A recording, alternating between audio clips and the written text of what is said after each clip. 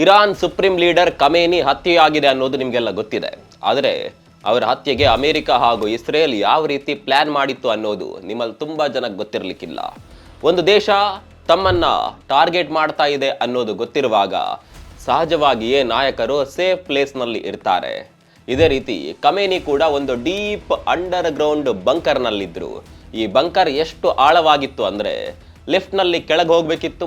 ಲಿಫ್ಟ್ನಲ್ಲಿ ಕೆಳಗೆ ಹೋದ್ರೂ 5 ನಿಮಿಷ ಬೇಕಾಗ್ತಾ ಇತ್ತು. ಮತ್ತೊಂದು ಕಡೆಯಲ್ಲಿ ಇಸ್ರೇಲ್ ಹಾಗೂ ಅಮೆರಿಕ ಖಮೇನಿ ಮೇಲೆ ಕಣ್ಣಿಡೋದಕ್ಕೆ ಇರಾನ್ನ ಟ್ರಾಫಿಕ್ ಕ್ಯಾಮ್ರಾಗಳನ್ನೇ ಹ್ಯಾಕ್ ಮಾಡುತ್ತೆ.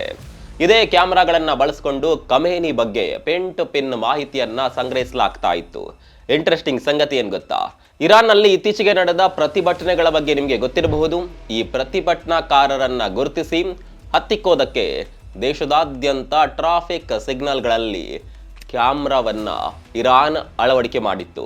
ಇದೇ ಕ್ಯಾಮ್ರಾಗಳನ್ನ ಹ್ಯಾಕ್ ಮಾಡಲಾಗುತ್ತೆ. ಅದರಲ್ಲೂ ಒಂದು ಕ್ಯಾಮ್ರಾ ಅಂತೂ ಖಮೇನಿಯ ಭದ್ರತಾ ಸಿಬ್ಬಂದಿಯ ಪಾರ್ಕಿಂಗ್ ಪ್ಲೇಸ್ನಲ್ಲಿತ್ತು. ಭದ್ರತಾ ಸಿಬ್ಬಂದಿ ಹೆಚ್ಚಿದ್ರೆ ಅಲ್ಲಿ ಖಮೇನಿ ಇದ್ದಾರೆ ಅಂತ ಅರ್ಥ, ಕಡಿಮೆ ಇದ್ರೆ ಅಲ್ಲಿ ಖಮೇನಿ ಇಲ್ಲ ಅಂತ ಅರ್ಥ.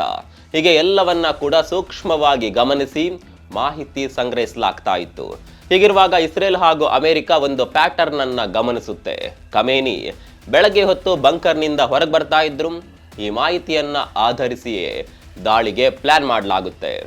ದಾಳಿಗೆ ಕೆಲ ದಿನಗಳ ಮೊದಲು ಯುಎಸ್ನ 11 F-22 ಜೆಟ್ಗಳನ್ನ ಇಸ್ರೇಲ್ನ ಏರ್ ಬೇಸ್ಗೆ ಕಳಿಸಲಾಗುತ್ತೆ.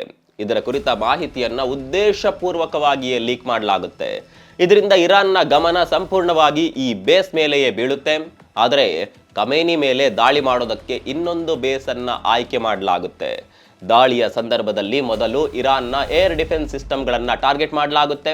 ನಂತರ ಮೊದಲೇ ಸಂಗ್ರಹಿಸಿದ ಮಾಹಿತಿ ಪ್ರಕಾರ ಖಮೇನಿ ಬಂಕರ್ನಿಂದ ಮೇಲೆ ಬಂದು ಮೀಟಿಂಗ್ ಮಾಡ್ತಾ ಇದ್ದ ಸಂದರ್ಭದಲ್ಲಿ ಒಂದಲ್ಲ ಎರಡಲ್ಲ ಬರೋಬ್ಬರಿ 30 ಬಾಂಬ್ಗಳನ್ನು ಹಾಕಲಾಗುತ್ತೆ.